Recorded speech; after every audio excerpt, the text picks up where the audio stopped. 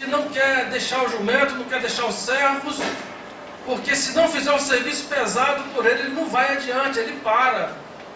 E nós precisamos, vai ter dias na nossa vida, no nosso ministério, nosso serviço ao Senhor, que nós vamos precisar deixar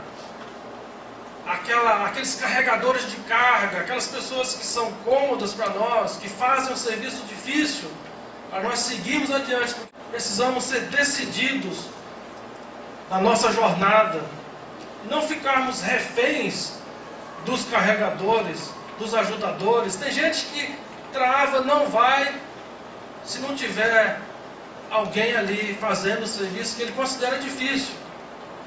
Quando Abraão coloca a lenha sobre as costas de Isaac, ali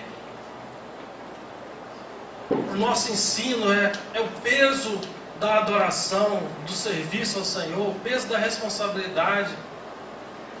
E no verso 7, Isaac faz uma pergunta inevitável, uma pergunta constrangedora: aonde está o cordeiro para o sacrifício? Essa pergunta se repete até hoje no nosso meio. Nós dizemos com frequência: como é que vai ser agora o culto, a adoração? Cadê a pessoa que vai pregar? Cadê a pessoa que vai fazer? Está faltando aqui. E a gente esquece que a oferta somos nós. A gente canta aqui, tem um louvor tremendo que a gente canta sem discernir o sentido dele. Ele fala assim: fogo de Deus arde em nossos corações. Aviva, Senhor, tua obra no nosso meio. A gente esquece que a oferta somos nós. Quando Deus manda fogo sobre o altar, queridos, não é para queimar cortina, nem cadeira, nem microfone, nem nada, é para queimar os nossos corações. Então vai ter uma hora que nós vamos ter que deixar o jumento parar de fazer o trabalho para nós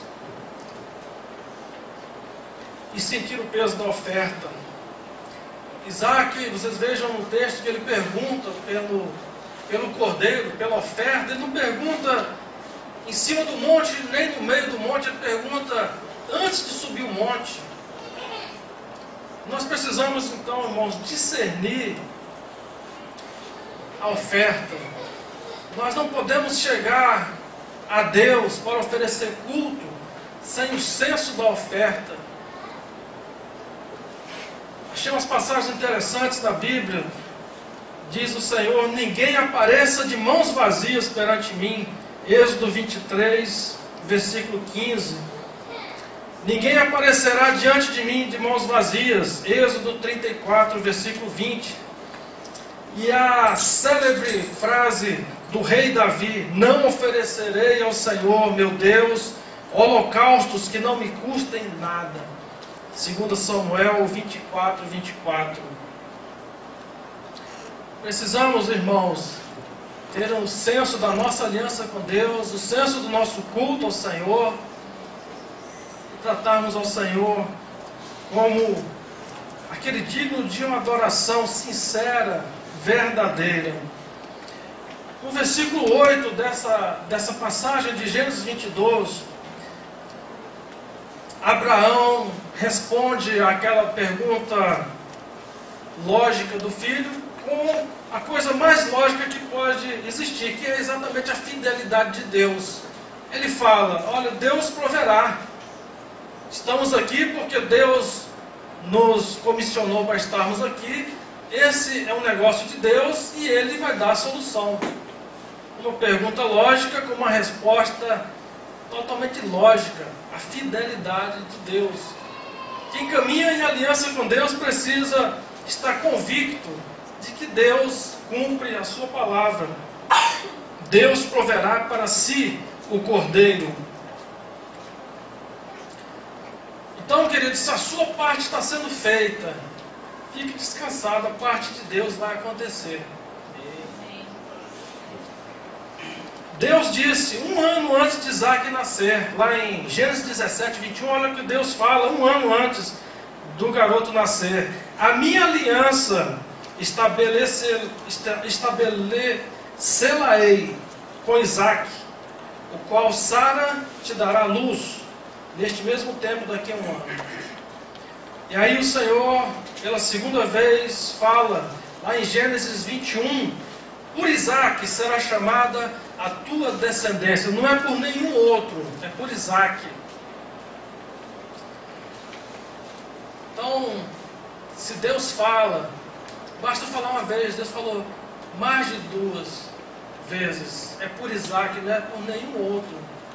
Então Abraão descansou. Ele estava cumprindo os desígnios de Deus. Ele não sabia como viria a providência. Ele cria contra a esperança, mas ele cria. Esse é o grande mérito de Abraão. Ele cria sempre. Ele confiava em Deus. Então ele monta o altar e nada acontece. Ele amarra Isaque e nada acontece. Ele deita o seu filho sobre a lenha. Silêncio absoluto. Nos versos 9 a 10. Lá em Hebreus, o apóstolo Paulo, eu creio que por inspiração do Espírito Santo, ele nos dá um vislumbre do que ia no coração de Abraão nesses momentos finais da prova que ele estava sendo submetido. E Paulo fala que figuradamente Abraão recobrou seu filho já dos mortos, porque já no caminho para Abraão ele estava morto. Não tinha conversa. A aliança de Abraão com Deus era inegociável. Não é porque Abraão não amasse o seu filho, não é porque o filho Isaque não fosse toda a alegria daquela casa, mas porque existia uma aliança acima de tudo.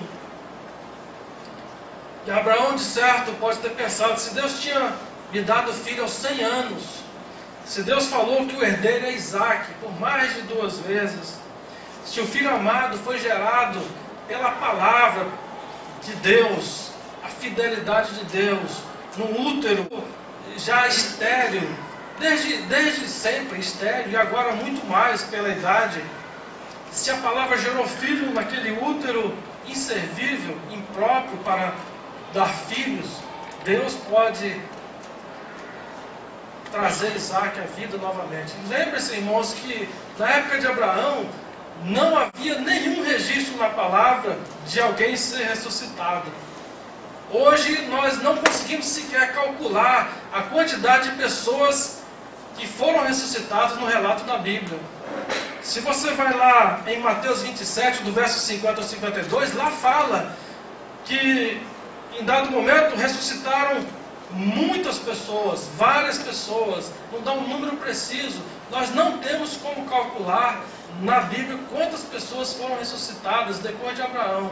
E esse homem que nunca tinha ouvido sequer um relato de alguém sendo ressuscitado, ele creu que Deus poderia trazer o seu filho das cinzas, podia queimar, fazer o que fosse. Deus tinha poder para realizar a promessa.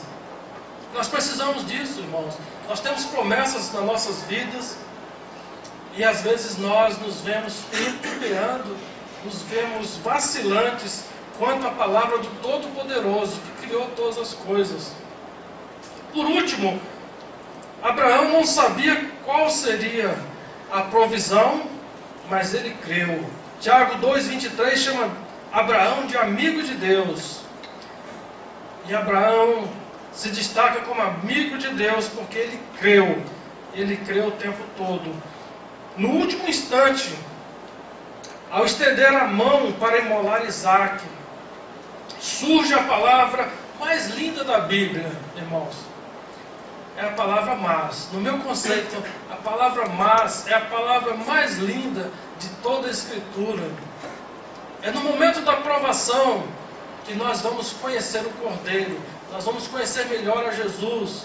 Jesus é o mas de Deus. Nele nós temos o sim e o amém para todas as nossas necessidades. Os crentes experimentados na prova são aqueles que têm uma visão mais clara e preciosa da pérola de valor inestimável, Jesus. Então, no verso 11, do céu bradou o anjo do Senhor: Abraão, Abraão.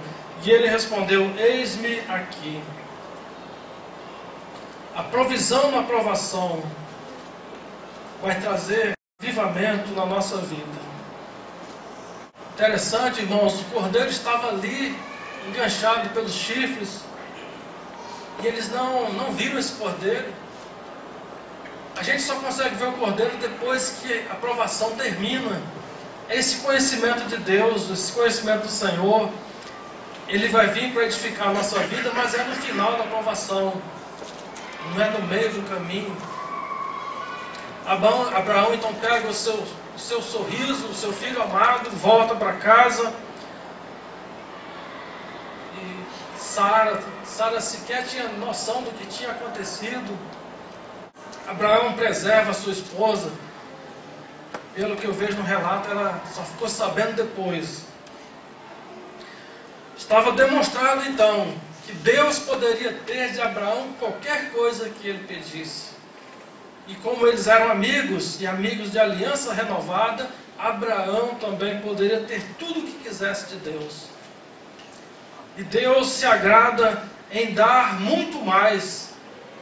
Ele daria o filho e não haveria substituto para o filho. Deus provedor, aquele que dá boa medida, sacudida, recalcada e transbordante. Palavra de Jesus em Lucas 6:38. Então, irmãos, nesse final de palavra, eu digo a vocês, vamos atribuir glória a Deus pela provisão que Ele traz na nossa vida. Quando você abrir lá o seu armário e ver que tem comida, atribua glória a Deus. Nós sabemos que foi você que pagou, mas você pagou porque Deus deu saúde, deu emprego, deu condição de você bater o cartão todo dia.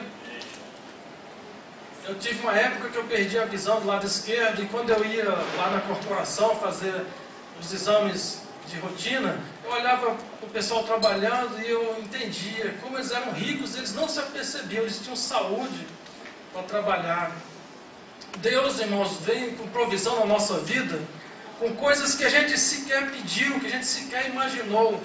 Deus prepara meses antes aquilo que nós vamos precisar. Por exemplo, a chuva. Deus já está preparando a chuva que nós estamos precisando, meses de antecedência. Deus vai fazer pessoas cruzarem pelo seu caminho, e que mais adiante, meses ou anos adiante, você vai encontrar essas pessoas e elas vão ser o canal da provisão de Deus para a nossa vida. Vamos desenvolver um coração grato ao Deus provedor, Deus de aliança, Deus fiel, Deus cuja palavra não falha. E eu quero deixar algumas perguntas para a nossa reflexão. Primeira pergunta: estamos dispostos a viver uma vida exigente? Dar tudo por causa da presença de Deus na nossa vida? Segunda pergunta: temos confiado em Deus? Ou será que só acreditamos que Deus existe? Terceira pergunta: temos servido ao Senhor só quando tudo está bem? Só quando tem alguém para fazer o serviço pesado no nosso lugar? Quarta pergunta: temos sido decididos para oferecer culto agradável a Deus? Ou estamos nos apresentando diante do altar do Senhor de mãos vazias, sem discernir a oferta? Quinta pergunta e última: você tem dado graças a Deus pela provisão divina na sua vida? Você está satisfeito com Deus, como era satisfeito com Deus, nosso pai Abraão? Que Deus abençoe o coração da igreja com essa palavra. Eu quero pedir o pastor Wesley para orar. Vamos ficar de pé, por favor, irmãos.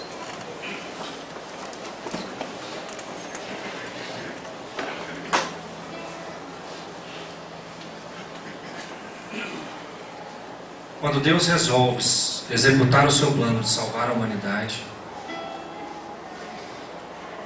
Ele podia ter enviado um anjo